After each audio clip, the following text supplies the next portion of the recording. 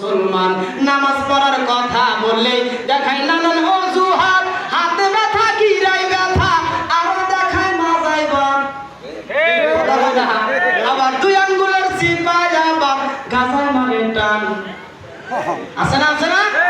ওরা নামে মুসলমান, ওরা নামে মুসলমান, ওরা কামে মুসলমান, নারে নামে মুসলমান। ঠিক না আমার ভাইরা বন্ধুরা?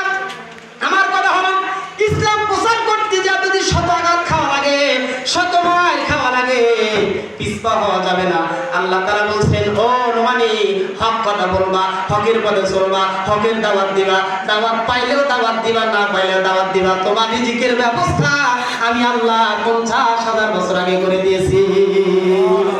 আজকে আমি আর আপনি কি মানুষ, আজকে মারা যাব, আজকে আমাকে কবরে রাখবে, কবরে রাখবে, কেউ নাই।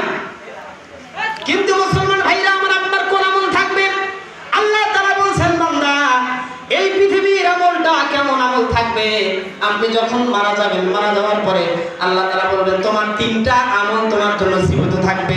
1 নাম্বার আমল হলো তুমি যদি কোনো ভালো কাজ করে যাও, এই ভালো কাজের আমল কবরে গেলে পাওয়া যাবে। 2 নাম্বারে নেক সন্তান যদি তুমি রেখে দিতে পারো, আর ভালো কাজের উপদেশ তুমি যদি দিয়ে যেতে পারো, এই 3টা আমল তোমার জন্য কবর পর্যন্ত পৌঁছে যাবে। জোরে বলুন সুবহানাল্লাহ।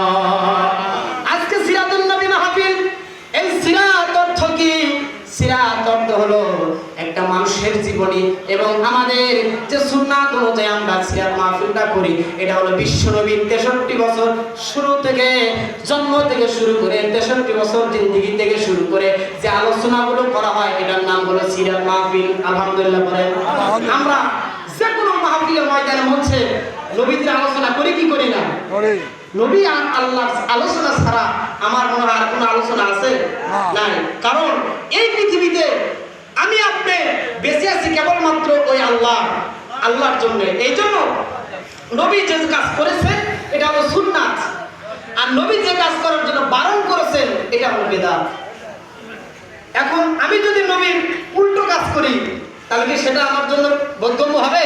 হবে না। এই জন্য আমরা চাইবো নবী যেটা করেছে আদর্শ অনুযায়ী আমরা কাজগুলো করব।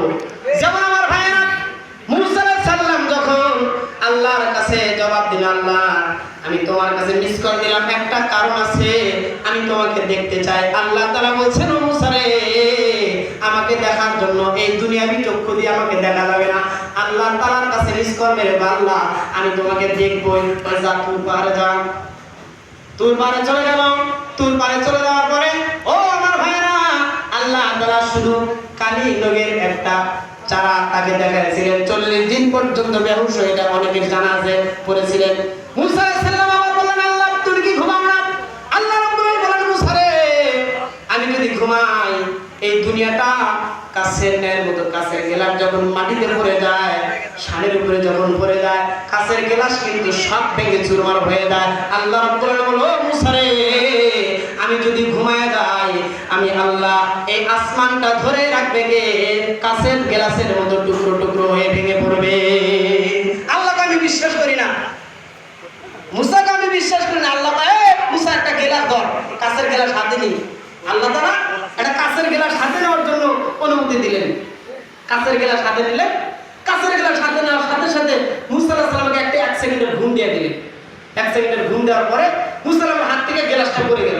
গ্লাসটা পড়ে গিয়ে মাটিতে চুরমার হয়ে গেল। মুসা আলাইহিস সালাম ঘুম থেকে জাগার পর ইন্না লিল্লাহি ওয়া ইন্না ইলাইহি রাজিউন, ভয় পেয়েছে। আল্লাহ বলে, মুসা কি বাবা ভয় পাইলা কেন? আল্লাহ তুমি যে ঘুমাও না, এটা আসলে। সুবহানাল্লাহ বলেন না?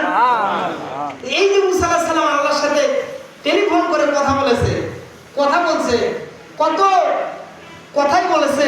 এই মুসা আলাইহিস সালাম একবার আল্লাহকে জিজ্ঞেস করে, আল্লাহ তুমি যে এই বান্দাদেরকে কষ্ট করে বানাইলা, এই বান্দাদেরকে তুমি জাহান্নামে দিলা, তোমার কি মায়া লাগবে না? এক মুফাসসির কিরাম লেখছেন হাদিসটা, যে বান্দাদেরকে যখন জাহান্নামে দেওয়া হবে আমার কোনো দয়া লাগবে না। মুসা আলাইহিস সালামকে আমি বিশ্বাস করি না, উদাহরণ দাও। আল্লাহ তাআলা কয়, মুসা রে, 1 মুষ্টি গম হাতে নাও। 1 মুষ্টি কি হাতে নাও? গম হাতে নাও। মুসলমান ভাইরা